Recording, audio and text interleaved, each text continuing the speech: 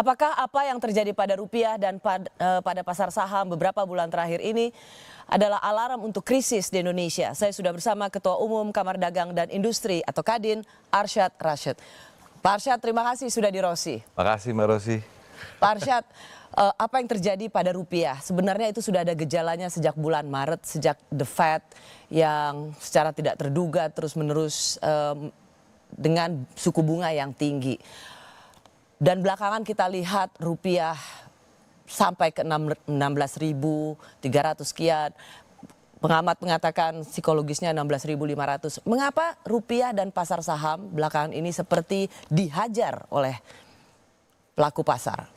Kalau dibilang dihajar, Rosi, saya rasa itu nggak dihajar. Tetapi situasi kondisi memang benar. Atau dihukum? Nggak pernah dihukum. Kalau saya melihatnya lebih terhadap memang Amerika itu memang menjadi drive. Menarik semua uang ke sana. Dan karena apa? Merasa bahwa tadi Fed mengatakan tidak akan menurunkan. Ya, dari kondisi itu dan dia mengatakan akan pelan-pelan. Jadi dengan demikian kalau sebagai seorang traders, dia mengatakan, waduh kalau begitu saya masuk ke Amerika dulu. Kenapa? Merasa bahwa kalau kita bicara memang secara risk dunia ini kita masih rendah dibandingkan masih lebih tinggi dibanding Amerika. Karena Amerika lebih menarik. Bukan lebih menarik, tapi merasa bahwa tadi everybody love dollars. Jadi merasa comfortable. Itu psychological sebetulnya. Kalau kita ngomong di sana, apakah memang ada emas di belakang itu dan segala macam. Tapi masalahnya dunia menggunakan dolar. Jadi makanya akhir itulah semua fokusnya terhadap dolar. Nah jadi untuk balik ke Indonesia, saya rasa Indonesia itu secara fundamental makroekonominya baik kok. Tapi kalau pengamat mengatakan bahwa ini adalah harus dicermati, sebuah sinyal yang harus diwaspadai karena ini bisa saja masuk ke dalam satu situasi yang krisis. Betul, itu harus. Kewaspadaan itu harus, apalagi sebagai bisnis. Dalam bisnis itu kita harus selalu waspada, harus agile kita selalu. Nah, kalau kita melihat ke situasi kurs begini, pastinya harus ada kewaspadaan. Nah, kenapa? Kita mesti melihat lagi begini, balik kepada bahwa apa yang terjadi di luar. Secara geopolitik, secara ekonomi di luar pada saat ini memang nggak baik-baik saja. Jadi kalau bicara Indonesia, makroekonomi baik-baik saja. Tapi bicara di dunia sekarang ini dengan ada geopolitikal, dengan perang di Timur Tengah dan segala macam, at any time, misalnya contoh, waktu itu ada mulai pertempuran sedikit di Timur Tengah, tiba-tiba harga energi naik. Dan ini kan sangat sensitif. Jadi kalau bayangkan tiba-tiba energi dunia naik, apakah akan berdampak terhadap Indonesia? Yes, bukan hanya Indonesia, globally. Tapi disitulah kewaspadaan sebagai salah satu contoh yang kita harus siapkan diri. Tetapi selain itu juga, kita juga mesti ingat selain itu kita harus menyiapkan diri kewaspadaan ini dalam konteks yang lainnya. Apa misalnya pangan. Nah di situ juga kita harus bersiap diri. Bagaimana memastikan harga pangan bisa kita tahan. Karena baliknya ke perut nanti. Kalau misalnya orang tetap mengkhawatirkan karena rupiah itu seperti tidak turun-turun, tetap dalam batas 16.500. Kita tahu Bank Indonesia juga melakukan intervensi. Banyak pengamat yang kemudian mengkritik karena sebenarnya bukan itu yang dibutuhkan. Tetapi jangan melawan pasar dengan intervensi yang kemudian dianggap membuang-buang uang BI. Anda berada di posisi yang mana? Begini, satu hal ada dua sisi pemikiran tadi. Kalau saya melihatnya gini, bahwa apa yang BI laksanakan itu harus dilakukan. Memang tinggal jumlahnya. Dan bukan apa, sekarang Indonesia posisinya sebagai reserve-nya contohnya. Itu kalau nggak salah 6 kali daripada ekspor kita. Jadi kita mempunyai kekuatan yang cukup pada saat ini. Nah namun BI harus melakukan itu untuk supaya juga pasar signaling bahwa we are here, we are ready, we are okay. Tapi menurut Anda itu adalah sebuah signal bahwa BI ada begitu. BI jadi ada. Tapi kalau kita lihat misalnya negara-negara G7, Pak Jokowi mengatakan kenapa competitiveness Jepang kalah dari Indonesia karena jatuhnya yen itu lebih dalam dari kita. Ya karena ketika yen jatuh bank sentralnya Jepang tidak melakukan intervensi. Mengapa kita tidak melakukan hal yang sama? Itu bedanya, mereka G7 kalau kita masih G20. Kita masih menjadi developing country. We have to give signal. Kalau negara G7 orang sudah menganggapnya warak saksa, semuanya ada. Tapi kalau kita sangat sensitif. Jadi signal itu diperlukan, apalagi kita sebagai developing country. Dan kita juga mesti ingat, orang memperhatikan kita dalam konteks transisi. Apa? Karena kita baru selesai election, ada lebih new government, pemerintahan baru yang akan ada nanti. Orang kan masih bertanya-tanya, pastinya melihat situasi kondisi. Jadi kalau istilahnya gini lah, kalau selama ini fokusnya di mana, sekarang fokus ke Indonesia mungkin 2-3 kali lipat. Itu yang terjadi pada saat ini. Kita mengetahui bahwa higher for longer. dan kemudian suku bunga Amerika Serikat tinggi untuk waktu yang lebih lama. Di sisi lain sebenarnya apapun yang terjadi pada Amerika sebenarnya orang mengatakan Amerika mau inflasi seberapa besar juga tidak seperti Indonesia atau developing countries yang sangat waspada terhadap inflasi. Amerika tidak. Tapi kan ini apapun soal dolar ya apapun yang terjadi pada Amerika orang ingin pegang dolar. Tapi untuk pengusaha sendiri apa kebijakan seperti apa yang diinginkan oleh pengusaha ketika dolar menjadi sesuatu yang bisa dibilang uncontrollable, keputusan seperti apa atau bauran kebijakan seperti apa yang diharapkan oleh Nah, otoritas? kalau kita bicara itu, kita bicara gini. Satu, sekarang fokusnya semua memang hanya kepada kurs rupiah. Memang betul, itu penting kita lihat. Tapi juga sekarang, untuk mempertahankan manufacturing kita, industri kita, itu juga harus dilihat dari sisi yang lain. Itu insentif yang bisa diberikan oleh pemerintah. Ini sebagai contoh. Sekarang kita ingin, intinya untuk supaya rupiah itu kita kuat apa sih? Devisa masuk. Ya, bagaimana kita bisa mendapatkan pendapatan apa investasi, perdagangan buat Indonesia, oke? Disitulah penguatan rupiah. Nah, kita balik kepada sisi sekarang manufacturing kita. Nah, di sisi ini bagaimana kita bisa mendorong manufacturing ini, yang dimana kebanyakan untuk ekspor yang kita harus fokuskan supaya keluar selain domestic market yang kita lakukan. Nah, di sisi ini sendiri untuk bicara ekspor ini ada hal-hal yang harus dimudahkan. Contoh, barang masuk ke Indonesia.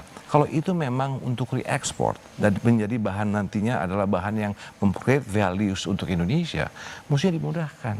Biayanya dinolkan kalau bisa. Ini yang tidak Anda lihat?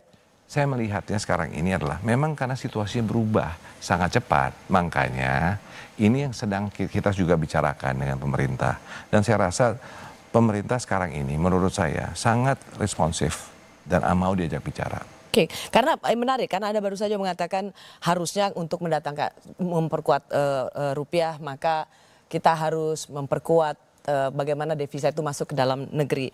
Pak Jokowi itu happy sekali mengatakan daya saing Indonesia version Institute for Management Development itu Indonesia naik ke 27, mengalahkan Inggris di 28, mengalahkan Jepang bahkan Malaysia. Tapi kemudian justru Ketum Apindo, wakil ketua Anda, mengatakan bahwa pengusaha itu mengeluh biaya logistiknya mahal. Masalah yang selalu konsisten adalah high cost economy. Jadi ini sesuatu yang sangat kontradiktif. Satu sisi competitiveness kita bersaing, tapi sisi lain cost of economy kita juga tinggi. Jadi pertama lihat ini, kalau kita bicara competitiveness, kita harus appreciate dulu bahwa competitiveness kita itu lebih baik. Tapi PR kita memang belum selesai. Belum selesai. Jadi competitive is one thing, and it's good buat kita. Tapi sekarang PR kita masih banyak. Nah, di sisi ini penting sekali memang ke depannya. Saya sangat agree. Tapi menurut Anda dari mana ya ukurannya bahwa kita competitiveness kita lebih baik? Bermacam-macam, Mbak Osi. Karena kalau bicara tadi bahwa kita punya resources, misalnya sebagai contoh, resources kita mungkin lebih kompetitif dibanding yang lainnya di dunia ini. Karena cost of production kita lebih rendah dan lain-lain. Jadi sisi kompetitif itu kita bisa lihat as a whole country. Tapi balik lagi sekarang kalau kita bicara apa ini kan adalah yang penting bukan saya mengatakan Pak Prabowo, saya mengatakan bahwa apa yang dikatakan Pak Prabowo, Presiden-elek kita, mengatakan bahwa kita harus bergotong royong. Ini kunci, betul. Saya setuju sekali. Apa gotong royongnya? Bahwa antara pemerintah, private sectors, dan ada stakeholders ini harus kita kerjasama.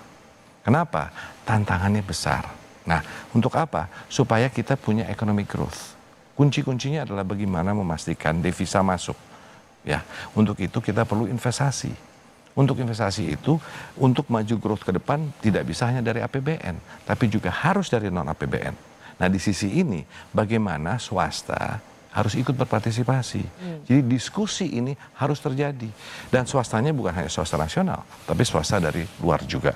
Nah, kombinasi inilah yang akan membuat economic growth yang saya percaya sih dengan 8%-nya. Kenapa? Karena kita harus optimis. Walaupun banyak orang bilang, wah ngomongin sekarang 8% bagaimana? Don't say that. Kenapa? Kita mulai dengan suatu dream. Kita ingin menuju Indonesia Emas 2045. Tapi dengan demikian, kita harus punya suatu keberanian dan kepedean mengatakan bahwa we can grow at 8%. Kita harus coba dulu dong. Untuk itu bagaimana? Ya tadi, ada dana APBN, ada dana non-APBN. Non-APBN-nya inilah dari mana? Swasta. Nah, untuk itu marilah bersama-sama. Jadi gotong royong ini penting sekali karena ini akan menggairahkan bukan hanya pengusaha besar, pengusaha menengah, kecil sampai pun mikro. Anda nggak melihat ya ketika situasi rupiah kita sudah di atas 16.000 ini sebuah alarm untuk situasi yang bisa berdampak pada krisis? Saya bilang tadi waspada iya, tapi jangan pesimis. Karena kalau kita pesimis, energi the whole country pesimis, semuanya biasanya turun. Ini kita harus optimis dong, kita harus melihatnya secara positif. Walaupun saya bukan mengatakan diam-diam saja, waspada, yes. Agility, penting.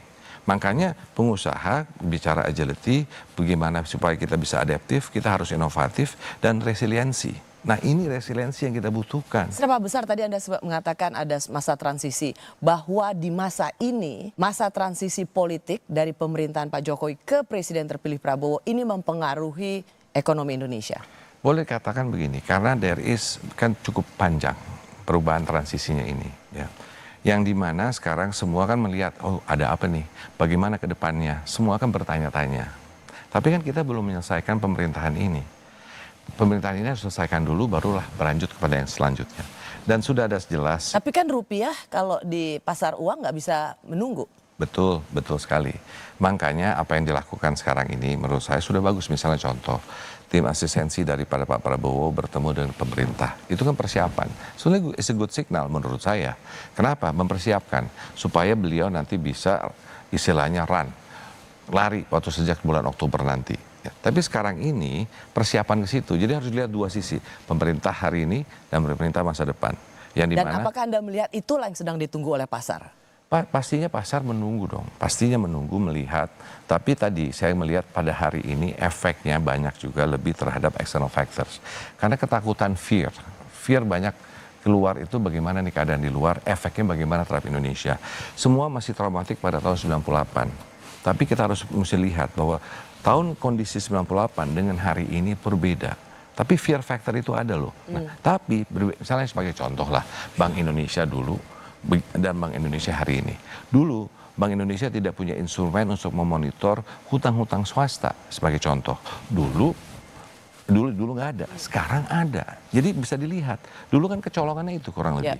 Ya kan? Nah, jadi dengan itu fundamental kita berbeda. Jadi meskipun rupiah bisa sama seperti masa krisis waktu itu, karena udah berbeda. Tapi itu jangan dibandingkan dengan kita masuk krisis di tahun 98. Beda. Karena keadaan kita dahulu, persiapan kita, dulu kita banyak yang kita belajar dari 98. Jadi dari 98 banyak kita belajar yang kita sekarang ini sudah persiapkan untuk hari ini, kapanpun. Makanya kalau dilihat resiliensi Indonesia cukup bagus tuh. Even pandemik, kita bisa menjaga hal tersebut.